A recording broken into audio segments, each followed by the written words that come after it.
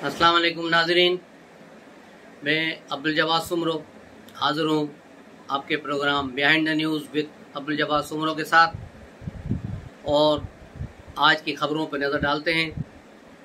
अब सबसे पहले वज़ीराबाद की जो सानिया हुआ था इमरान खान पर कातलाना हमला, उसकी IB की एक रिपोर्ट आई है जिसको अंसार अब्बासी साहब ने ब्रेक किया है। उसके मुताबिक कि ये जो नवीद अहमद है जिसको गिरफ्तार किया गया है इमरान खान पर कातलाना हमले में और FIR कटी गई है, ये इंडिविजुअली है, इसके साथ और कोई दूसरा आदमी शामिल नहीं है।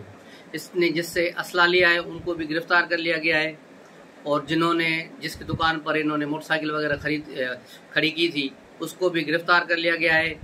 और दूसरी बात यह है कि नवीद की बीवी और उसके बच्चों को भी जो है वहाँ गिरफ्तार किया गया है, जिसको अभी तक जाहिर नहीं किया गया कि उनको रिहा किया गया है या नहीं। एक बच्चों को भी अरेस्ट किया गया है। तो वहाँ बताया जा रहा है कि ये बंदा जो है नवीद, इसने जो वहाँ फायरिंग की है वो इंडिविजुअली हुई है और उसका किसी ग्रुप या किसी भी जमात से या किसी मजहबी जो है ग्रुप से कोई लिंक नहीं है। ये इनफरादी था और उसने ये हमला किया और 9 गोलियां उसने ऊपर मारी हैं।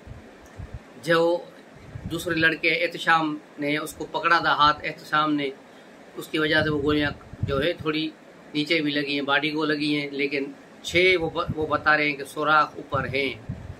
कंटेनर के ऊपर जो बनी हुई है ग्रिल, उसमें 6 सुराख हैं जहाँ से गोलियां गई हैं। उसके अलावा 2 खोल जो हैं SMG के मिले हैं, और ये SMG के खोल ज़ाहिर है कंटेनर से फायर हुए हैं। और जो मौजूम बेचारा मारा गया, शहीद हो गया, उसको उस SMG की गोली लगी है, उसके सर में गोली वहाँ से लगी थी। वो उसी गोली का जो पोस्टमार्टम हुआ है वो भी उसी की रिपोर्ट आई है कि उसकी गोली जो है कंटेनर से चलाई हुई जो है गोली से मारा गया। यकीनन कंटेनर वालों ने कातिल को जो है गोली मारने की कोशिश की थी, लेकिन उसको नहीं लगी, उसकी जगह उस मौजूम को लग गई। वो बेचारा मौके पर ही जहाँ वक्त हो गया। इसके बाद मुख्तलिफ थ्योरीज चली, मुख्तलिफ बातें चली। फिर इस बात से बात जो है PTI वालों ने वारदात डाली है कि अब चलो एक हमला तो हो गया है, अब इस हमले के पीछे कौन है, PTI वाले खुद हैं या कोई दूसरा बंदा है या क्या है, वो अलग बात है। लेकिन हमले की हद तक अगर हम सोचें कि वो हमला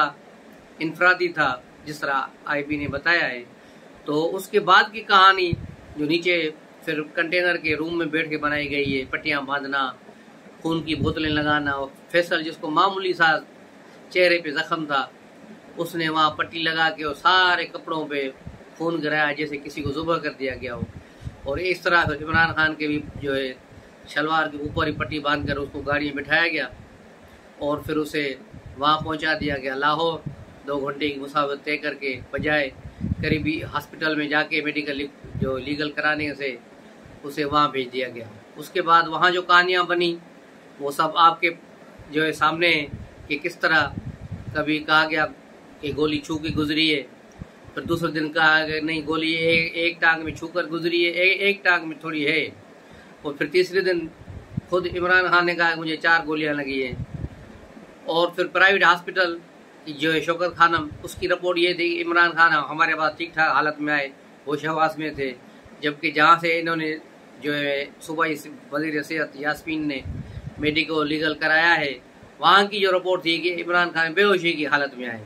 तो इन दोनों सारी चीज़ों में तजाद है, खुद इमरान खान के बयान में तजाद है।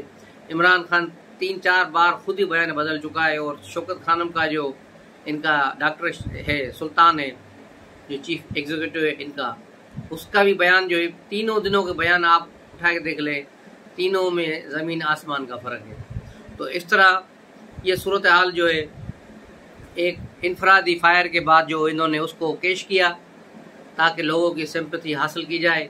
उसके बाद इन्होंने जो मुख्तलिफ शहरों में इमरान खान ने अपने लोगों को कहा कि क्यों लोग नहीं निकले, मुझ पे जो कातलाना हमला हुआ है तो उस पे लोग क्यों नहीं निकले, तो लोगों को निकलना चाहिए और सड़कें बंद करो। तो 3 दिन 4 दिन मुसलसिल पंजाब के मुख्तलिफ शहरों में, मोटरवेज पर, रावलपिंडी में, मरीब में, हर जगह पे, KPK में इन्होंने बड़ा इंतशार फैलाया, लोगों को बड़ा परेशान किया है। अब तो ये वक्त ही बताएगा कि इनका ये 4 दिन का जो एहतजाज था, इनको फ़ायदा दे गया या बहुत बड़ा नुकसान कर गया, ये बात भी अभी देखने के काबिल होगी। और दूसरा, जो इमरान खान की नाअहली पर पेशावर में कोर कमांडर के घर के बाहर एक मुजाहरा हुआ था और फिर टैंकों में चढ़ के जो डांस कर रहे थे लड़के, उनमें से काफ़ियों को क्रैक डाउन करके नादरा की मदद से उनको शनाख्त करके जो है गिरफ्तार किया गया है। लेकिन उसमें भी कुछ लोग का इंकशाफ हुआ है कि कुछ लड़के अफ़गानी हैं जो पाकिस्तानी नहीं हैं। तो इस तरह पीटीआई के काफ़ी जलसों धरनों में, इस्लामाबाद में भी, रावलपिंडी में भी काफ़ी जो है ये जो है अफ़गानी वहाँ सरगर्म हैं, वो इनके साथ वहाँ काम कर रहे हैं। दूसरी तरफ आते हैं मार्च की तरफ, तो मार्च बिल्कुल ही ख़त्म कर दिया गया है, मार्च है ही नहीं। क्योंकि कल भी आपने देखा कि कोई 500-600 बंदे मार्च में थे, वही 2000 के करीब पुलिस वाले उनकी सिक्योरिटी पर हैं।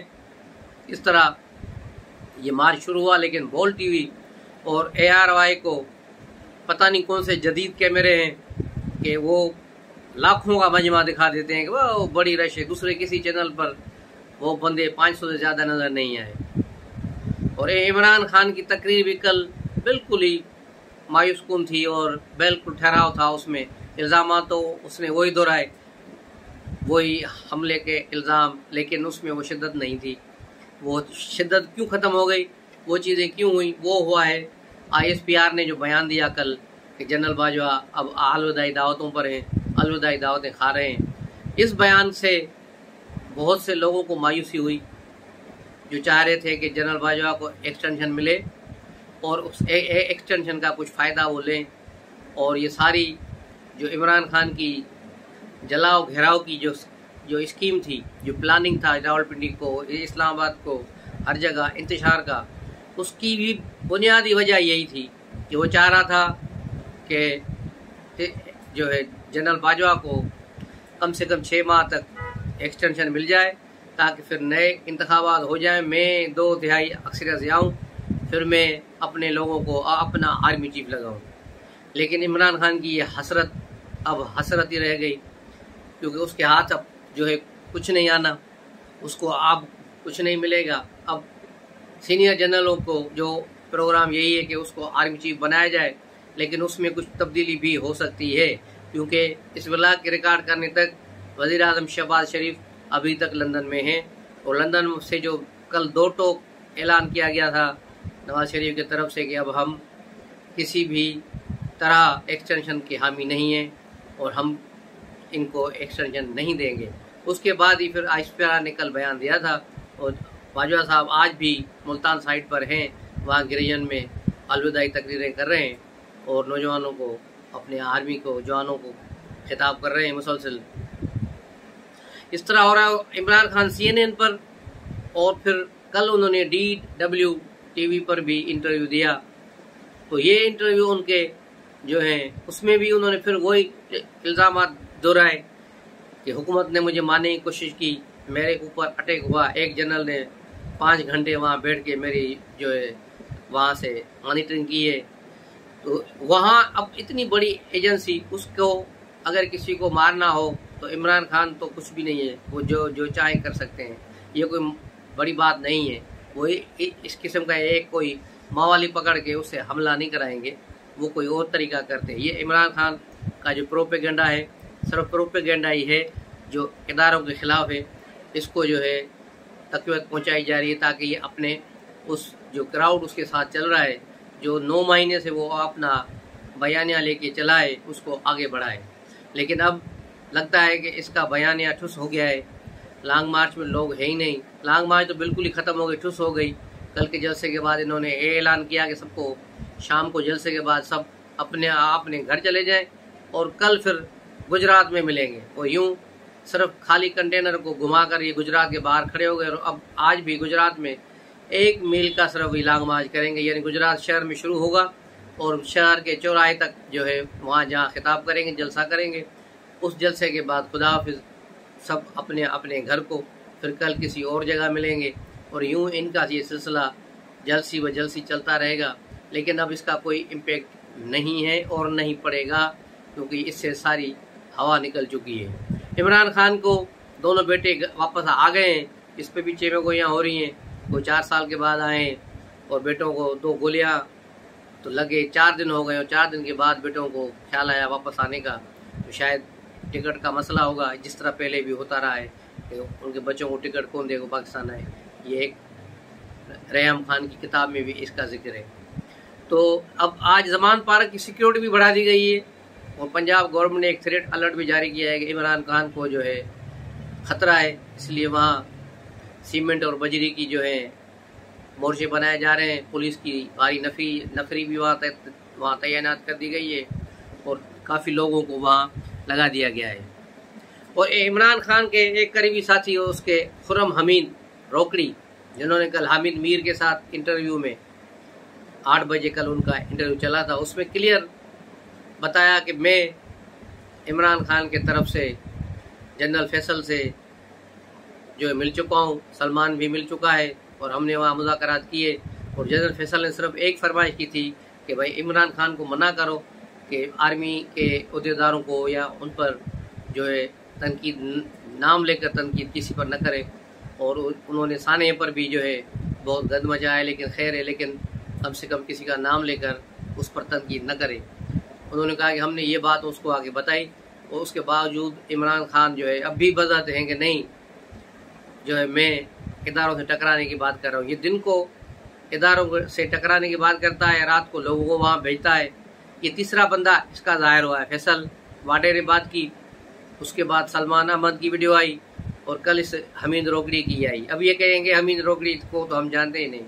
तो एक हफ्ता पहले इमरान खान जिस हेलीकॉप्टर से उतर रहे थे, हमीद रोकड़ी भी उससे उतर रहे हैं। ये हामिद मीर ने अपने ट्वीट में एक वीडियो शेयर की है, वो बताया कि ये देखो इमरान खान के साथ खड़ा है, और ये कह रहे हैं कि हम इसको जानते ही नहीं। तो ये इस किस्म की रंगबाजियाँ पीटीआई वाले कर रहे हैं, और सूरत हाल अब ये कहाँ जाएगी, कहाँ जाके रुकेगी, अब ये देखना ये है। अभी 21 तारीख तक, जब तक सऊदी वली अहद पाकिस्तान आएगा, उस वक्त तक जो है सूरत हाल जूं के तूं रहेगी, और नए आर्मी चीफ से भी उनको मिलाया जाएगा कि ये बंदा है जिसको हम नया आर्मी चीफ बनाएंगे। और उम्मीद है कि पीर से, जैसे ही दफ्तर खुलेंगे पीर को, तो इस समरी पे काम शुरू हो जाएगा, वज़ीर आज़म भी आ जाएंगे, और यूँ मामला तेज़ी से आगे जाएंगे। एक खदशा यही है कि सदर पाकिस्तान शायद इस समरी को रोक दे, तो 15 दिन तक वो किसी भी समरी को रोक सकते हैं, लेकिन शायद आर्मी की इस समरी को वो रोक न पाएँ। और हो सकता है कि अगर ऐसा वाक़या हुआ भी, तो हो सकता है फिर वो भी वहाँ बीमार पड़ जाएं, उन्हें कोई भी वहाँ बीमारी लाग हो जाए, फिर सेनेट के चेयरमैन कायम मकाम सदर बन के उस समरी को कर दे। ऐसा भी हो सकता है, क्योंकि इमरान खान की तो कोशिश पूरी होगी कि इस मामले पर भी, इस मामले में टांग अड़ाई जाए, लेकिन इस मामले में टांग अड़ाई नहीं जा सकती। इसलिए ये सूरत हाल यहाँ है। और कल पाकिस्तान और इंग्लैंड का फाइनल है, और कहा जा रहा है कि बारिश का भी बहुत इम्कान है। अल्लाह करे कि ये बारिश वगैरह न हो, खेल हो, ताकि तमाशबीन अच्छी तरह से महसूस हों, और पाकिस्तान के तमाम लोग अपनी टीम की हिमायत में दुआएं करें कि पाकिस्तान वर्ल्ड कप जीते। लेकिन ये वर्ल्ड कप 92 की तरह वर्ल्ड कप न हो, जिस तरह 92 का वर्ल्ड कप गले में पड़ गया था, तो ये इस तरह गले में न पड़े, हमारे लिए खुशियों का बास बने। इंशाल्लाह मिलते हैं अगले व्लॉग में। अस्सलाम वालेकुम।